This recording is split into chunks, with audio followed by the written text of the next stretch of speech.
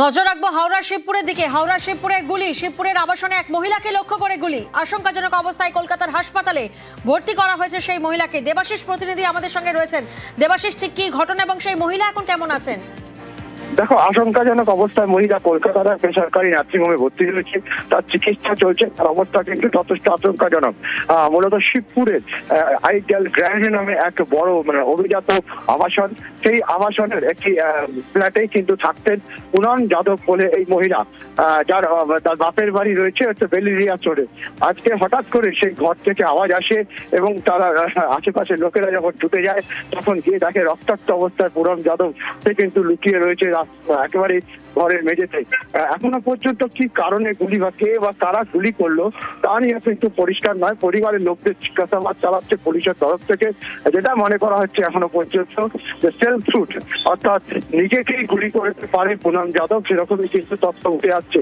তবে এখনো পর্যন্ত তদন্ত চালাচ্ছে।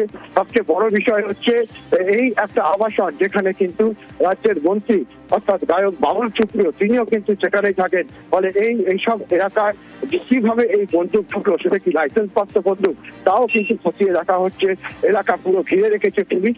এই মুহূর্তে ঘটনাস্থলে শিবপুর থানার পুলিশ ও একাধিক পুলিশ আধিকারিকরা, হাওড়া সিটি পুলিশের, তারা কিন্তু ঘটনাস্থলে পৌঁছেছে। দেবাশিস, মহিলা কি সেই ফ্ল্যাটে একাই থাকতেন নাকি পরিবারের আরো কেউ থাকতেন সাথে? না, দেখো, পরিবারের একাধিক ব্যক্তি কিন্তু সেখানে থাকতো, একাধিক সদস্য তারা থাকতো সেখানে। সেই কারণেই ইতিমধ্যে তাদের সঙ্গে কারোকে কথা বলতে পারেনি পুলিশ। তার কারণ পুনম যাদবকে নিয়ে তারা কলকাতার প্রথমে হাওড়ার বেসরকারি হাসপাতাল এবং সেখান থেকে কলকাতার একটি বেসরকারি হাসপাতালে নিয়ে গেছে পুলিশ। একাধিক ব্যক্তিকে তারা কিন্তু জিজ্ঞাসাবাদ করছে, আবাসনের সিকিউরিটি গার্ড তাদেরকে জিজ্ঞাসাবাদ করছে, বাইরে থেকে কেউ এসেছিল কিনা সেটাও খতিয়ে রাখা হচ্ছে। তবে পুলিশ যেটা প্রাথমিকভাবে মনে করছে যে একেবারেই ঘরোয়া প্রবলেম বা ঘরের ভিতরে কেউ গুলি করতে পারে অথবা সেলফ শুটও হতে পারেন এই মহিলা। ফলে সেই জায়গায় দাঁড়িয়ে ইতিমধ্যেই শিবপুর থানার পুলিশ গোটা ঘটনার তদন্ত শুরু করলো। এখনো পর্যন্ত কিন্তু এই তদন্ত শুরু করেছে পুলিশ, কিন্তু প্রশ্নটা এই জায়গায়, যখন এই গুলি চালানোর ঘটনা ঘটে তখন কি সেই মহিলা ফ্ল্যাটে একা ছিলেন? দেখো, এখনো পর্যন্ত পরিষ্কার কোনো বক্তব্য তাদের পরিবারের তরফ থেকে যেরকম আমরা পাইনি এবং পুলিশের তরফ থেকে যে জানানো হচ্ছে, পরিবারের লোকেদের জিজ্ঞাসাবাদ করা হয়েছে, তারাও কিন্তু যে বক্তব্য পেশ করেছে সেখানে কিন্তু একাধিক অসঙ্গতি রয়েছে। সবচেয়ে বড় বিষয় হচ্ছে যে এই মহিলার হাতে যদি সেলফ হয় তাহলে এই মহিলার হাতে আগ্নেয়াস্ত্র এলো কি করে? তাহলে কি বাড়িতেই রাখা ছিল আগ্নেয়াস্ত্র? সেটাও কিন্তু খতিয়ে দেখা হচ্ছে। তার কারণ যদি লাইসেন্স প্রাপ্ত আগ্নেয়াস্ত্র না হয় তাহলে কিন্তু এই একটা অভিজাত আবাসন সেখানকার কিন্তু যে সিকিউরিটি বা নিরাপত্তা তা নিয়ে অবশ্যই কিন্তু প্রশ্নচিহ্ন উঠবে।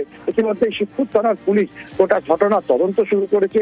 একাধিক ব্যক্তিকে জিজ্ঞাসাবাদ করা হচ্ছে, নিরাপত্তা রক্ষীদের জিজ্ঞাসাবাদ করা হচ্ছে, মহিলার পরিবারের একাধিক ব্যক্তিকে তাদেরকে ডেকে পাঠানো হয়েছে শিবপুর থানায়। বেশ, আশঙ্কাজনক অবস্থায় মহিলাকে কলকাতার হাসপাতালে নিয়ে আসা হচ্ছে। ভর্তি পুনম যাদব নামে মহিলা। কি কারণে গুলি, তদন্তে শিবপুর থানার পুলিশ। দেবাশিস আমাদের সঙ্গে রয়েছেন। দেবাশিস, এই ঘটনা কখন ঘটেছে কিছু জানা যাচ্ছে? দেবাশিসের সাথে আমরা যোগাযোগের চেষ্টা করবো আবারও। তবে আপনাদের জানাই, শিবপুরে শুট আউট, শিবপুরে আবাসনে মহিলাকে লক্ষ্য করে গুলি। আশঙ্কাজনক অবস্থায় কলকাতার হাসপাতালে ভর্তি রয়েছেন পুনম যাদব। মহিলার নাম, কি কারণে গুলি, কারা গুলি করেছেন, এখনো পর্যন্ত তদন্তে শিবপুর থানার পুলিশ।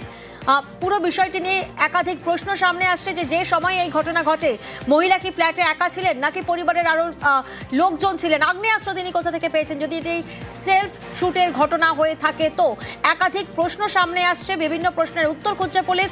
তবে এই মুহূর্তে আশঙ্কাজনক অবস্থায় মহিলাকে হাসপাতালে ভর্তি করা হচ্ছে। পুনম যাদব নামের মহিলা শিবপুরে একটি আবাসনে থাকেন, যে আবাসনে আচমকায় মহিলাকে লক্ষ্য করে গুলি চালানো হয়, এমনটাই তথ্য সামনে আসছে। শিবপুরে শুট আউটের ঘটনায় নজর রেখেছি আমরা।